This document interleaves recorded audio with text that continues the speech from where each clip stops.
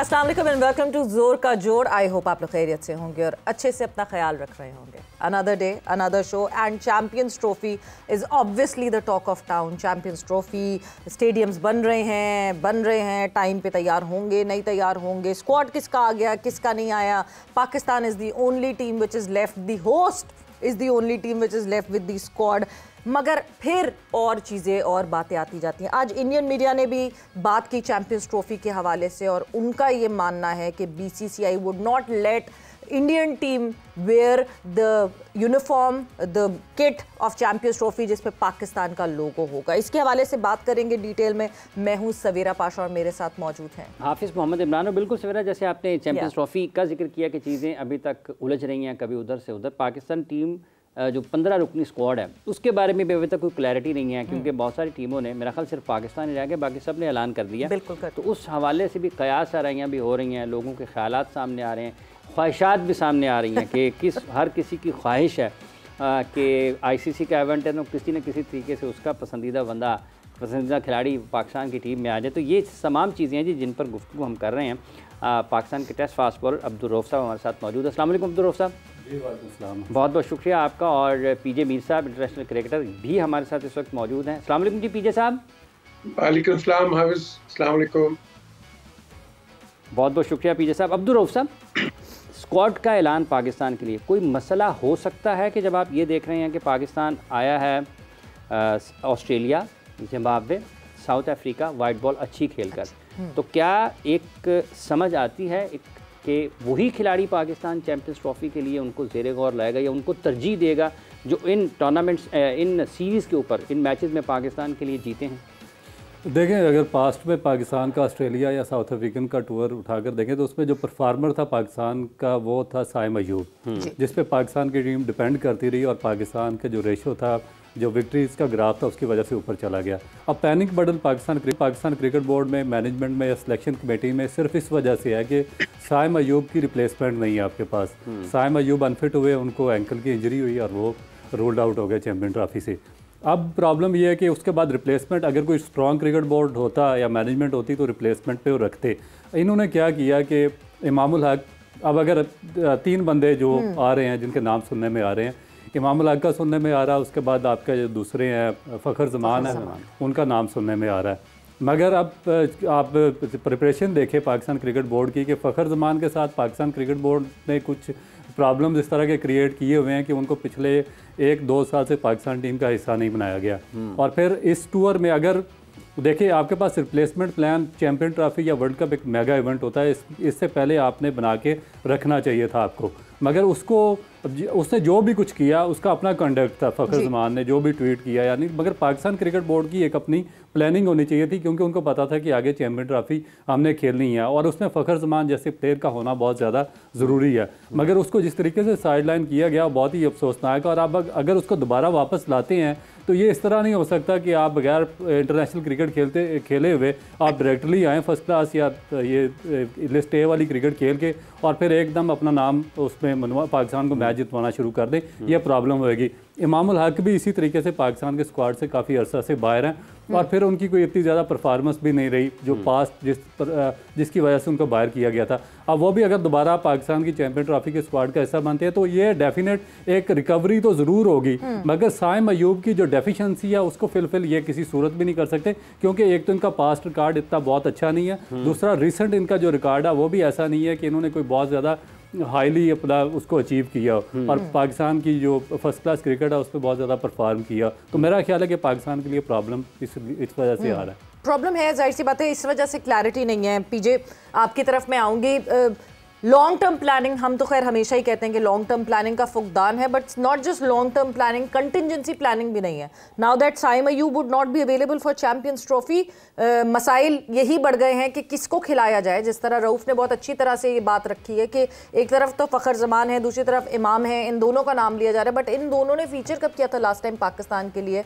ये क्या वो कॉन्फिडेंस लेके हमारे पास ट्राई नेशन के 2 मैचेस होंगे, क्या वो उन 2 मैचेस में, जो मिनिमम 2 मैचेस तो खेलने ही हैं, 2 मैचेस में आप टेस्ट एंड ट्राई कर लेंगे आप अपने नए अपकमिंग ओपनर को?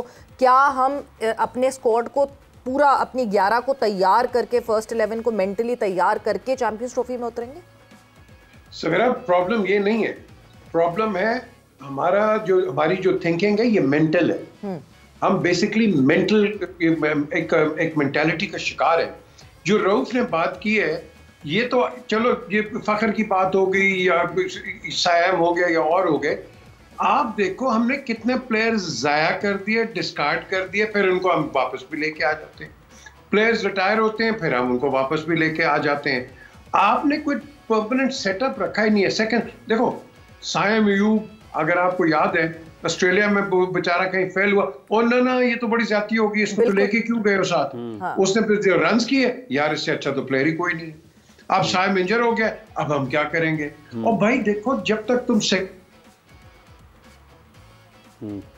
थोड़ी सी मेरे ख्याल पीजे से साहब से कुछ राब्ते का मसला मौजूद है। हम कोशिश करते हैं कि पीजे मीर साहब से दोबारा राब्ता बहाल हो और गुफ्तगू उनके साथ हम आगे बढ़ें। रऊफ साहब, प्रॉब्लम आता है, जी वो लड़का इमीडिएटली तैयार है।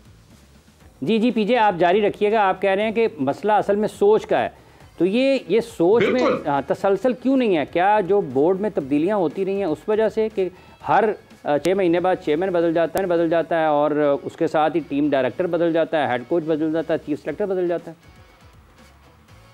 देखो, ये एक $multi million बिजनेस है ये पीसीबी, ये ब्लू चिप कंपनी है ये। नहीं, ये मुल्क की खिदमत नहीं है पीजे साहब, ये तो मुल्क की खिदमत कहते हैं सारे। हम मुल्क की खिदमत कर रहे हैं, जो खेल रहे हैं वो भी कहते हैं मुल्क की खिदमत कर रहे हैं, जो बोर्ड में आते हैं वो भी कह रहे हैं मुल्क की खिदमत कर रहे हैं। आप कह रहे हैं ये बहुत मिलियन का 30 लाख रुपए लेके अगर खिदमत कर रहे हैं तो बड़ी अच्छी बात है। इनको तो ये तो कम ले रहे हैं, फिर 50 लाख लें।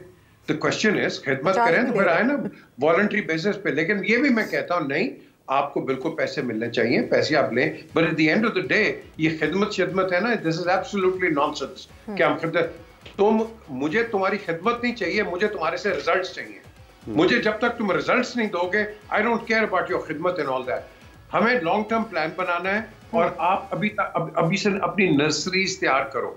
ये मैंने पहले आपसे कह रहा था कि अगर साइम इंजर हो गया, वो वापस आएगा, तो आप क्या कहोगे? साइम हर मैच में 50 करेगा, हर मैच में वो परफॉर्म करेगा? नहीं, इस तरह नहीं होता। अभी अगर फखर आता है, जिस तरह रऊफ कह रहे हैं, अगर फखर अंदर आ जाता है तो अगर वो परफॉर्म नहीं करेगा फिर क्या करोगे? फिर बिल्कुल ही बाहर कर दोगे उसको।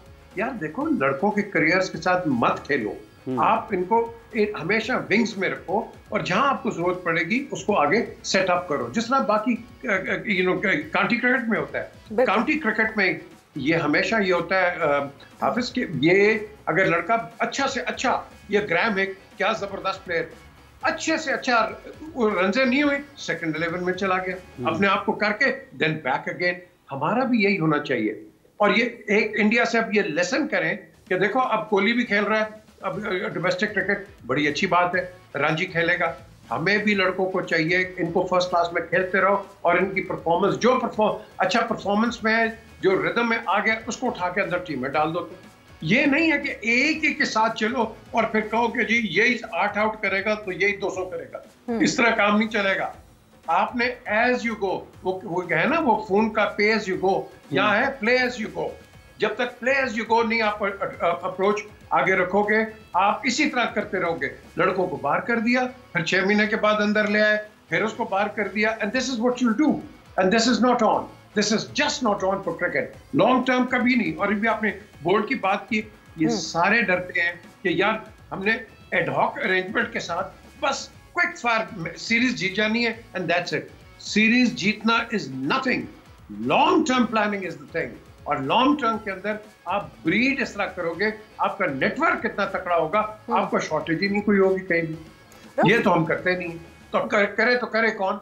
हर बंदा आता है टेम्पररी बेसिस के ऊपर, वो समझता है भाई मेरी दिहाड़ी लगी हुई है और उसके बाद इसकी छुट्टी हो जाएगी, फिर नया आएगा, उसकी छुट्टी हो जाएगी। यही हो रहा है ना? नहीं, और बाकी हर बंदा चाहता है कि अपने टेन्योर में ज्यादा जीत मिल जाए, जी सिर्फ उसी वक्त की फोकस करें टाइम पे। बट जो हम ये सारी बातें कर रहे हैं कि लॉन्ग टर्म प्लानिंग नहीं है, कंटिजेंसी प्लानिंग नहीं है, उसका सबसे बड़ा जो मेन कॉज है दैट इज रोटेशन पॉलिसी, जो कि हम वक्तन फवक्तन बात करते हैं कि अपने विंग में हम लड़कों को रखते ही नहीं है। एक अच्छा मिल गया तो पिछले वाले को कहते हैं थैंक यू वेरी मच, तुम डिस्कार्ड हो गए हो। ये rotation policy is the biggest problem, Rao. Absolutely, you are absolutely right. अभी देखो, एक तो यहाँ परसेप्शंस क्रिएट हो जाती हैं। अब वो एक हवा चढ़ी है, हाँ जी मार्च में मोहसिन नकवी जा रहा है, वो कहानी शुरू हो गई है कि जी बस मोहसिन नकवी की छुट्टी होने वाली है, ये हो रहा है। अब मुझे बताओ whether it is Mohsin Naqvi और अच्छा पीजे साहब मैं कथा कलामी की माजरत चाहूँगा। ये जो आपने मार्च का जिक्र कर दिया है कि मार्च में मोहसिन नकवी जा रहा है, ये बातें तो कोई 8 महीने पहले ऊपर की सतह पर हो रही थी कि इनको दी गई है जिम्मेदारी मार्च तक। इसका मतलब ये है कि आपको कहीं ना कहीं से ये इत्तला मिली है कि मार्च में मार्च हो सकता है। ये देखिए जी, हम तो हर जगह मार्च ही कर रहे हैं, छोड़ दें आप। हम तो क्विक मार्च करते हैं पाकिस्तान में। द थिंग इज, अब मुझे बताओ मोहसिन काम कर रहा है, अब उसके मोरल को, उसके अप्रोच को, उसके इंथुजियाज्म को कितना झटका पड़ा होगा। यही आप चीफ सेलेक्टर के साथ करते हो, यही आप प्लेयर्स के साथ करते हो, एडमिनिस्ट्रेशन के अंदर भी, बोर्ड के अंदर भी, बोर्ड के बाहर भी, आपकी जो प्रोविंशियल क्रिकेट एसोसिएशन है कराची, लाहौर, पेशावर, आप यही करते हो। The thing is, ये जो चीज है, मैं कहता हूँ जिसको मर्जी लेके आओ, उसको बोलो जी आपका 3 साल का टेन्योर है, जो कि होता था। 3 साल के बाद कोई और आ जाए और इस तरह आप चलते रहो। यहाँ तो या आएगा तो बैठा रहेगा, वो जिस तरह हमारे ओलंपिक चेयरमैन थे जनरल आरिफ हसन साहब, lieutenant general retired Arif Hasan. Arif तो कितनी देर थे उनको, वो सारी उम्र। अब the question is you have to have rotation. वो भी आपके एक दोस्त उनको लगा के गए थे, अल्लाह उनके भी दर्जात बुलंद करे। बस यही होता है, फिर दर्जात ही बुलंद होंगे और क्या तोहफे में देकर के तो बुलंद नहीं होगी। So yeah, rotation policy is another concern, Rauf? देखिए मेरा ख्याल है कि कंसर्न इसमें बेशुमार है, क्योंकि जिस तरह अभी आप बात कर रहे थे या इन्होंने बात किया फलाना जा रहा फलाना, मैं तो किसी को जानता ही नहीं हूँ। मैं एज ए क्रिकेटर मैं तो पाकिस्तान क्रिकेट बोर्ड को जानता हूँ ना, मुझे क्या पता मोहसिन नकवी कौन है या शहरियार कौन है या नसीम क्या उसका नाम है, नजम सेठी कौन है। हम तो देखिए पाकिस्तान क्रिकेट बोर्ड को जानते हैं ना, जो एक फंक्शनल इदारा है। आप देखें, मुझे आप दुनिया के बाकी क्रिकेट बोर्ड भी हैं, किसी ऑस्ट्रेलिया क्रिकेट बोर्ड के चेयरमैन का नाम बता दें, चीफ एग्जीक्यूटिव का बता दें, इंग्लिश क्रिकेट बोर्ड के बना दें, और कितने उन्होंने वर्ल्ड कप जीते हुए हैं, कितना वेस्ट इंडीज क्रिकेट बोर्ड के जो चेयरमैन हैं उनका नाम बता दें, किसी को नहीं पता। यहाँ पे सिर्फ यही प्रॉब्लम है कि हम सिर्फ पर्सनैलिटीज़ को स्ट्रॉन्ग करते हैं। हमने आज तक इस इदारे को सिर्फ बर्बाद करने के सिवा कुछ भी नहीं दिया, और जब बर्बादी इस नतीजे पर पहुँच गई है कि ना हम अपना डोमेस्टिक स्ट्रक्चर बना सकें, ना हम अपना इंफ्रास्ट्रक्चर बिल्ड कर सके हैं, ना हम कोई प्लेयर डेवलप कर सके हैं, ना हम कोई प्लानिंग कर सके हैं, ना हमारी कोई लॉन्ग टर्म प्लानिंग है। आपकी नेशनल क्रिकेट अकेडमी पिछले 25-30 साल से फंक्शनल है, वहाँ पे दोस्ती यारी, किसी चेयरमैन का कोई मंजूर नज़र आ जाता है, कोई किसी का, वो ओबलाइज होते जा रहे हैं। कोचिंग मतलब आप आयरनी देखें, Ehsanullah joined us last week और वो कहते हैं कि जी मुझे ये कहा है कि नेशनल क्रिकेट अकेडमी में आप कर लें अपनी ट्रेनिंग, बट रहना वहना आप बाहर कहीं करें, तो वो इस वजह से वो सवाद से यहाँ आ नहीं पा रहे। देखिए यही प्रॉब्लम है ना कि जब आप नॉन प्रोफेशनल लोगों को वहाँ पे रखेंगे तो वो क्या कर, मैं आपको बताता हूँ कि हम इसी नेशनल क्रिकेट अकेडमी में एक दफ़ा हमारा फर्स्ट क्लास का यहाँ पे कैंप लगा हुआ था, मैं और तनवीर अहमद वहाँ पे स्विमिंग पूल में चले गए। 1 मिनट रुकें। हाँ, ये बात मैं अभी कहने लगा था कि आपसे ये वाक़या पूछने लगा था कि आप ये सुना देना जरा कि आज से 20 साल पहले क्या था। 20 साल पहले गया तो वहाँ पे इनके जो नेशनल क्रिकेट अकेडमी में इन्होंने ओब्लाइज किए हुए लोग, इनके बच्चे वहाँ पे स्विमिंग पूल में स्विमिंग कर रहे हैं, वो वहाँ पे मशीन पे प्रैक्टिस कर रहे हैं, बॉलिंग कर रहे हैं, सारी जो फैसिलिटीज़ है हम उनको यूज़ कर रहे हैं। हम पाकिस्तान के टॉप और वो टॉप विकेट टेकर था मेरा ख्याल उस वक्त, हम बॉलर, हम स्विमिंग पूल में गया, हमारा मैच फर्स्ट क्लास का साथ LCC में हो रहा था, वो खत्म हुआ।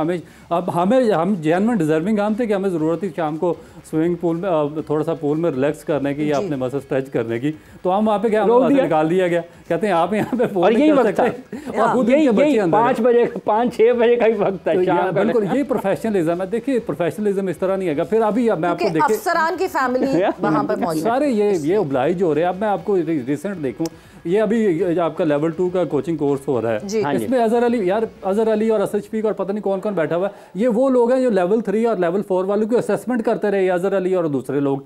1 महीना पहले इन्होंने लेवल 3 और लेवल 4 के कोचिंग, जो हाईएस्ट पाकिस्तान के जो टॉप कोचेज थे जो पिछले 10 साल से कोचिंग कर रहे हैं, उनकी असेसमेंट ये लोग कर रहे हैं जो अभी खुद बैठ के लेवल 2 कर रहे हैं, जिन्होंने लेवल 1 नहीं किया हुआ। और फिर चलें, एक और चीज़ मैं मान लेता हूँ कि चलें ठीक है, आप लेवल 2 कर रहे हैं, आपने इससे पहले लेवल 1 किया हुआ 1 दिन का, वो तो वैसे ही आपको करवा सर्टिफिकेट दे देते हैं। चले आपके पास कोई मास्टर की डिग्री हो, PhD की डिग्री को या MPhil की डिग्री हो, तो आप असेसमेंट किसी की कर सकते हैं। आप खुद बाई मैट्रिक फेल हैं, मैट्रिक पास हैं, और आप जाके लेवल 3 और लेवल 4 वालों की असेसमेंट कर रहे हैं, और असेसमेंट करने के बाद खुद आप लेवल 2 कोचिंग कोर्स कर रहे हैं। और इसी तरह ये मिसबा, उसने असर के टाइम पे उसने लेवल 2 कोर्स किया और मगरब के टाइम वो पाकिस्तान का हेड कोच लग गया। ये आकिब पूरा कर लिया। यानी कि मेरी समझ से बाहर है कि पाकिस्तान क्रिकेट बोर्ड। अच्छा, दूसरा आपका मेडिकल पैनल की बात कर लें, मेडिकल पैनल आपका देखें कि वो एक हमारे दोस्त हैं, हम उनसे इंजेक्शन लगवाने चले गए, पेन था, वो हमारे पाकिस्तान के टेस्ट प्लेयर्स हैं, तो उनको उसने इंजेक्शन डॉक्टर ने लगाया हुआ है यहाँ पे, पाकिस्तान क्रिकेट बोर्ड के और टॉप क्लास डॉक्टर पिछले 20 साल से यहाँ पे रहे हैं। और उसने जब देखा उसको दर्द हुई, उसने मुड़ के देखा तो उस इंजेक्शन में दवाई नहीं थी, उसने कहा डॉक्टर साहब इसमें दवाई तो डाल दें। तो ये तो हाल है। तो एहसानुल्लाह जैसे बच्चे जो है वो रोएंगे नहीं तो और क्या करेंगे, मुझे ये बताएं। मैं आपको बताता हूँ, ये जो डेल स्टेन है जी 2005-06 में आए हैं, इन्होंने ऐसा अपना एक्शन, जो इनका सिर्फ और सिर्फ छोटा सा एक प्रॉब्लम था, उस वक्त भी ये तेज़ थे, मगर इनका ये जो शोल्डर था ना, ये अपना जो शोल्डर का बैलेंस है उससे थोड़ा सा कोई 3-4 इंच ऊपर चला जाता था, जिसके इनका सारे का सारा जो बॉडी मैकेनिज्म था वो चेंज हो जाता था। इन्होंने इतना ज़्यादा अच्छे तरीके से इनोवेट किया, उस पर काम किया कि उसके बाद उन्होंने बैलेंस किया और कितना लंबा अरसा इन्होंने सर्व किया साउथ अफ्रीका को। हमारा एहसानुल्लाह है, शाहीन अफरीदी है, या नसीम शाह है, बाकी है, इनमें बिल्कुल माइनर इशूज़ है। उस बेचारे का छोटा सा उसका जो कॉयल बन रहा था वो पीछे को जा रहा था, उसको सिर्फ सामने उसका एक्शन को लॉक करना था तो उसके सारे मसाइल हल हो जाते। एहसानुल्लाह के इनको उस चीज़ की समझ नहीं आई, उसकी कोने के 2 ऑपरेशन इन्होंने करवा दिए और उसका कैरियर बर्बाद कर दिया। तो आप इस पे मुझे बताएं कि किस किस चीज़ पे हम यहाँ पे रोए। इतनी अनप्रोफेशनलिज्म है इस क्रिकेट बोर्ड में कि आप सोच नहीं सकते। जो एजुकेटेड है उनकी वर्थ नहीं है यहाँ पे, जो मैट्रिक फेल है वो कोचिंग भी कर रहे हैं, वो मेडिकल पैनल में भी हैं, वो सारा कुछ सारे सिस्टम में वही सेट हुए हुए हैं। तो फिर इस तरीके से ये सिस्टम चलता रहेगा। साहब ये सिस्टम, ये निज़ाम फिर कैसे चलेगा कि जब यहाँ पर कहीं कोई वो लोग जो कि अहल हैं, काबिल हैं, वो कहीं नज़र नहीं आ रहे हैं, तो फिर इसका मतलब ये कि ये जो हालात हमारे साथ हो रहे हैं ये हमने जो बोया वो काट रहे हैं। बिल्कुल, ये निज़ाम आपने कहा कैसे चलेगा, ये टिकटॉक की तरह चलेगा, सिंपल, और किसी तरीके से नहीं चलेगा। वो ट्रंप को लाना पड़ेगा फिर टिकटॉक चलाने के लिए। तो ट्रंप छोड़े या ट्रैम भी ले आए तो नहीं चलेगा जब तक आप जब आप तक ये कहते हैं ना लॉन्ग टर्म प्लानिंग नहीं करेंगे। देखो, हमने बड़े बड़े अच्छे वर्ल्ड क्लास क्रिकेटर्स को ज़ाया कर दिया है, हमने इदारों को ज़ाया कर दिया है, हमने क्रिकेट को, अगर आपको याद हो यहाँ से फर्स्ट क्लास खेलते थे लोग, तो इंग्लैंड में जाके ना लीग क्रिकेट खेल लेते। हमारे लोग यहाँ से भागना शुरू कर दिए, हाफिज यहाँ से भाग गए थे, they didn't want to play cricket in Pakistan first class. वो क्या करते थे, फिर उधर से वहाँ पर पता लगा कि लड़के गायब हो गए थे। ये शोएब अख्तर के साथ एक लड़का होता था, left arm leg spinner KRL का, वो फॉर एग्जाम्पल वो आया तो उसको मैंने कैरो में करवाया, उसको वर्क परमिट मिल गया, वो वहीं से भाग गया। अच्छा, अब किसी ने मुझे कहा कि वो पाकिस्तान में बड़ा अच्छा लड़का है शोएब अख्तर, इसको बुला लें, बड़ा अच्छा है। मैंने कहा यार मैंने एक को बुलाया है, मुझे नहीं पता शोएब अख्तर कौन है, इसको मैं बुलाऊंगा ये भी भाग जाएगा। द क्वेश्चन इज, हमने इतना गंदा कर दिया था अपने सिस्टम को इंग्लैंड के अंदर। अब फिर क्या हमने पाकिस्तान में किया, उन्होंने कहा जी 2 फर्स्ट क्लास मैचेस खेलोगे, उसके बाद आप आके प्रोफेशनल बनोगे, ये ग्रेड 2 क्रिकेट के लिए। लोगों ने उसके लिए यहाँ पैसे देने शुरू कर दिए। मुझे पता लगा, मैंने सिलेक्टर से पूछा, मैं कहा यार ये तुम क्या कर रहे हो, लोगों से पैसे ले रहे हो और इनको 2-2 मैचेस खिला के ठप्पा लग गया कि खेले में और जाके लीग क्रिकेट खेलेंगे, क्या इनका स्टैंडर्ड है खेलने का वहां? हमने ये भी खराब कर दिया। आपने बोगस क्लब्स बनाने शुरू कर दिए, बोगस क्लब्स आपने पकड़े, क्यों बनाए? मुझे वोट मिल जाएंगे, मैं प्रेसिडेंट बन जाऊंगा, PCA का, LCA का, RCA एंड ऑल दैट। हमने क्रिकेट को हर जगह इतना करप्ट कर दिया था, और अभी मुझे नहीं पता कि ये कितना करप्ट है, ये कितना ठीक है, लेकिन जब तक हम अपने घर की सफाई नहीं करेंगे, आपकी, मेरी, सवेरा की और की यही बातें चलती रहेंगी आगे। बिल्कुल, और यही मसाइल रहेंगे। और पीजे, जहां आप लॉन्ग टर्म की बात कर रहे हैं, लॉन्ग टर्म प्लानिंग करें, जब उसको खुद ही नहीं पता था कि उसने कितने टाइम तक रहना है। मैं बार बार एग्जांपल वसीम खान की देती हूँ, 5 ईयर प्लान बनाया था उन्होंने, वो 5 ईयर खुद रहे थे कि नहीं। वक्त एक ब्रेक का हुआ है, ब्रेक पर जा रहे हैं, ब्रेक से वापस आएंगे तो कॉन्वर्सेशन को आगे बढ़ाएंगे।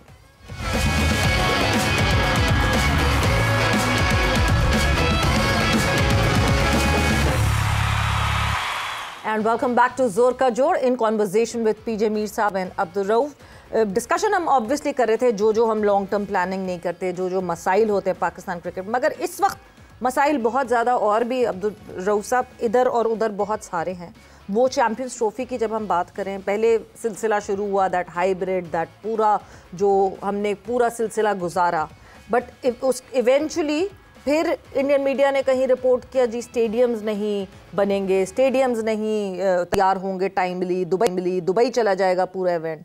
Now there is a new news जो इंडियन मीडिया क्लेम करते हैं कि BCCI किट नहीं पहनने देंगे चैम्पियंस ट्रॉफी की इंडियन टीम को, जिस पे ICC का जो चैंपियंस ट्रॉफी का लोगो है जिस पे पाकिस्तान लिखा है, सो पाकिस्तान का नाम नहीं होगा उस लोगो पे। सो सबसे पहले तो मे बी ये आईसीसी की बड़ी प्रॉब्लम होनी चाहिए, इसमें तो पीसीबी का कोई लेना देना नहीं होना चाहिए। बिल्कुल, इसमें मेरा नहीं ख्याल कि पाकिस्तान क्रिकेट बोर्ड का या पीसीबी का कुछ इतना लेना देना, कि आईसीसी को ये सिचुएशन हैंडल करनी पड़ेगी, क्योंकि कल किसी और कंट्री में भी कोई बड़ा इवेंट होता है तो फिर कोई दूसरा कंट्री इस तरह कहेगा कि मैं इस कंट्री का नेम अपनी शर्ट के लोगों पे नहीं लिखवाऊंगा, तो फिर दोबारा इसी तरह की सिचुएशन क्रिएट होगी और ये चीज़ें फिर बार बार क्रिएट होंगी, एक दफ़ा नहीं हो रही। और जिस तरह इंडिया पाकिस्तान में ये चैंपियन ट्रॉफी पे हर्डल कर रहा है और उसके बावजूद के पाकिस्तान ने हाइब्रिड मॉडल पे उनकी सारी शराइत सब कर ली हैं, मगर उसके बावजूद ये छोटी छोटी चीज़ों पे कभी रेनोवेशन ऑफ द स्टेडियम्स पे आ जाती है बात, कभी ये शर्ट के लोगों पे, कभी और चीज़ों पे, अभी तो काफ़ी आगे भी हर्डल्स आती रहेंगी। मगर पाकिस्तान क्रिकेट बोर्ड को ये अपने आप को इस जो सिचुएशन है इसके लिए ऑलरेडी अपने आप को प्रिपेयर करना पड़ेगा, क्योंकि जो इंडियन मीडिया है वो तो पाकिस्तान क्रिकेट बोर्ड का पीछा करेगा काफ़ी, जब तक चैम्पियन ट्रॉफी कंडक्ट नहीं होती और पूरी तरह कंप्लीट नहीं होती, तो वो तो इस तरह की जो छोटी छोटी हर्डल्स हैं वो क्रिएट करते रहेंगे। पीछे साहब, ये जो मामला है जिस तरह से मजमूई तौर पर हाइब्रिड से शुरू हुआ, जैसा अभी सवेरा ने जिक्र किया है, आपको लगता है खालिस्तान ये वही सियासी सोच है भारतीय हुकूमत की जिसके गालिब है, जिसके ज़ेर असर है भारतीय क्रिकेट बोर्ड, और फिर वही फ़ैसला वहाँ से भी आता है और वो फ़ैसले अब करने के लिए वहीं से जैसा आईसीसी के सरबराह बन गए हैं, तो ये बीसीसीआई से होती हुई ये जो सियासी खेल है ये अब आईसीसी के आला तरीन ओहदे तक पहुँच चुका है। हाफिज, ये देखें, हिंदुस्तान एक बहुत बड़ा मुल्क है, ये एक मेरी नज़र में एक सुपर पावर भी है, लेकिन at the end of the day इसके अंदर बीमार लोग हैं, और जो बीमार लोग होते हैं, पेशेंट होते हैं, वो यही काम करते हैं, ये छोटे किस्म के काम, और यही वजह है कि आज उन्होंने क्रिकेट का बेड़ा गर्क कर दिया, उसकी स्पिरिट को मार दिया उन्होंने। वो जो हम करते हैं ना, जब वो एशेस की बात करते हैं कि एशेस जला दी, इन्होंने क्रिकेट को एक्चुअली इन्होंने पूरी क्रिकेट को, वर्ल्ड क्रिकेट को इन्होंने जलाया है, जस्ट लाइक द एशेस। और लोगों, हमारा ताल्लुक नहीं, बिल्कुल रफ सही बात कर रहे हैं। देखो, ये आईसीसी का है, यहाँ आईसीसी ने देखना है कि आइदर इंडिया डिक्टेट्स अस और ICC is the dictator. ICC is the governing body, इसका अब यहाँ हम करेंगे भाई। At the end of the day अगर आईसीसी को इंडिया ने रूल करना है तो आईसीसी बंद करके इंडिया को कहो भाई तुम चलाओ cricket. So the thing is, ये एक बड़ा लिटमस टेस्ट होगा, एंड लेट्स सी। हालांकि प्रेसिडेंट भी उनके ही हैं, but at the end of the day ये जो चेयरमैन है, ये ऐसा नहीं होता कि बिल्कुल इसके पास पावर्स हैं, पूरे बोर्ड होता है, बोर्ड के अंदर डिसीजंस लेते हैं। सो लेट्स वेट एंड सी। और मेरा ख्याल है कि ये तो एक हवा छोड़ा है इनके प्रेस ने। आई डोंट थिंक सो इस तरह की कोई बात होगी या हो सकती है, क्योंकि पहले ही आपने क्रिकेट को खराब कर दिया हाइब्रिड करके यहाँ, और उसके बाद लोगों की, that means what kind of animosity and hatred are you showing towards us. हमने तो ये इसको गेज करना है टुवर्ड्स पाकिस्तान। तो मेरा ख्याल है हमारा केस जो है ज्यादा तकड़ा हो जाएगा कि हिंदुस्तान क्या बातें कर रहा है। तो लेट्स वेट एंड सी कि आईसीसी इसका जवाब कैसे देता है, और आई एम श्योर वो एक बड़ा संजीदा और एक सुलझा हुआ और एक पॉजिटिव इस पे एक्शन लेंगे, अगर तो ये होता है। बिल्कुल मत, क्योंकि रफ बहुत एक बहुत मज़े की बात ऐसी है कि बीसीसीआई की तरफ से कभी भी डायरेक्टली कोई स्टेटमेंट नहीं आता। It is the Indian media जो कहती है सोर्सेज बीसीसीआई, सोर्स बीसीसीआई की फलानी सोर्स ने ये बात कही है। अगर पूरा आप रूल्स एंड रेगुलेशन से चलें, there is a logo that ICC has approved. अब किट्स बनेंगी, सबकी किट आईसीसी भेजी जाती हैं, वो अप्रूव होती हैं, whether there is a proper logo और नॉट, वो सब अप्रूवल होता है, उसके बाद वो किट आप किसी इवेंट में पहन सकते हैं। Is that blessing in disguise that Jay Shah is at the top of ICC right now? Because इस वक्त सबसे ज़्यादा लाइमलाइट जयशाह पे होगी कि वो किस तरह, अगर तो ये सिचुएशन बीसीसीआई की तरफ से आई है तो वो किस तरह हैंडल करेंगे अपने फॉर्मर ऑफिस को, अपने करंट ऑफिस सीट पे बैठे हुए। देखिए, मेरा नहीं ख्याल कि इतना ज़्यादा उनके लिए मुश्किल होगा सिचुएशन को हैंडल करना, और इसको क्लियर करना पड़ेगा, क्योंकि इससे पहले भी काफ़ी ज़्यादा आवाज़ें इनके खिलाफ उठना शुरू हो चुकी हैं। आप देखें कि जो बड़े बड़े ऑस्ट्रेलिया के एलन बॉर्डर हैं या चैपल हैं, उसके बाद इंग्लैंड के जो बड़े टॉप के प्लेयर्स हैं उन्होंने, और साउथ अफ्रीका ने भी इस पर आवाज़ें उठाना शुरू कर दी। ने भी कहा था कि इंटेग्रिटी जो है, इंटेग्रिटी और क्रिकेट की उस पर स्टेक पे लगाई हुई है। और इसमें मेरा ख्याल है कि जिस तरह टेलीग्राफ ने जो एक आर्टिकल लिखा था, उसने तो बिल्कुल इंडियन का और जो इंटरनेशनल क्रिकेट काउंसिल है उसका कच्चा चिट्ठा खोल के रख दिया उसने। और उसको हमें, मेरा ख्याल है कि हमारा तो प्रोफेशनलिज्म थोड़ा सा कम है, हमें थोड़ा सा इसको अच्छे तरीके से एक्सप्लॉइट करना चाहिए था, क्योंकि हम जो हैं इसके डायरेक्ट इसमें आ रहे हैं, रिसीवर हैं, फायर में आ जाते हैं। तो हमें जो टेलीग्राफ ने जो आर्टिकल लिखा था, हमें उसको बहुत ज़्यादा उसको पूरी दुनिया में उसको हाईलाइट करना चाहिए था, जो हम सही तरीके से उसको हम मैनिपुलेट नहीं कर सके।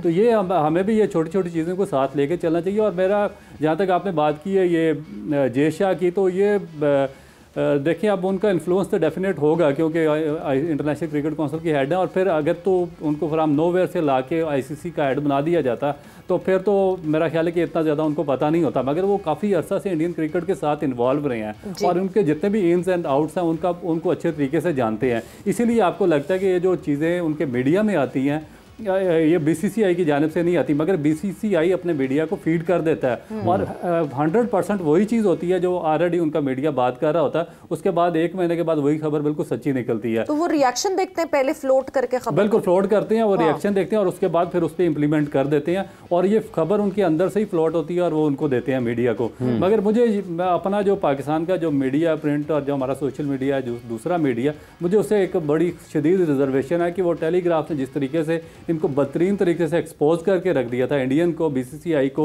जय शाह को और जो ICC को, उसको हम उस तरीके से हम उसको कवर अप करने में नाकाम रहे हैं। अच्छा, यही आपका ख्याल है कि मीडिया का एक उस जगह में किरदार जो था वो नहीं रहा, लेकिन पीछे से भी एक बात और होती है, जैसे रऊफ़ ने कहा कि इसको हमें दुनिया में पहुंचाना चाहिए था। तो पाकिस्तान क्रिकेट बोर्ड के चेयरमैन इस वक्त जो मुल्क के वज़ीर दाखिला भी हैं, तो आप समझते हैं कि अगर हमें इसको दुनिया में पहुँचाना था तो वो चेयरमैन क्रिकेट बोर्ड की हैसियत से उस चीज़ को पाकिस्तान के मीडिया के सामने रखते और हुकूमत को इस्तेमाल करते हुए, हुकूमती ओहदे को इस्तेमाल करते हुए सफारत खानों को बीच में लाते और वो सारे का सारा जो मवाद था जो शाया किया टेलीग्राफ ने, उसको भेजते मुख्तलिफ सफारत खानों में जो पाकिस्तान के हैं, और वो अपनी जगह पर वहाँ पर उसके बारे में प्रोपोगेट कर दे कि लोगों को ये देखें इंडिया का और BCCI के और ICC के बारे में क्या लिखा जा रहा है इंग्लिश मीडिया में।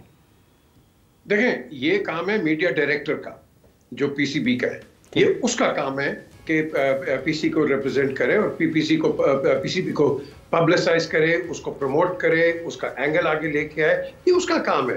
उसका क्या काम है मुझे बताओ, और क्या है, क्या कर रहे हैं उसमें? जो भी मीडिया का होता है incharge, that is his duty, that is what is being paid for. जरूरी नहीं है कि पाकिस्तान के अंदर ही वो मीडिया मैनेजर या इस तरह की चीज हो, उसको दुनिया के अंदर बताना पड़ेगा कि भाई अब तो पाकिस्तान के पास उतने फास्ट बॉलर नहीं है जितने मीडिया को हैंडल करने वाले बंदे PCB में। PJ साहब, आप बिल्कुल सही आपने कर दिया, बिल्कुल सही आपने कही ये बात।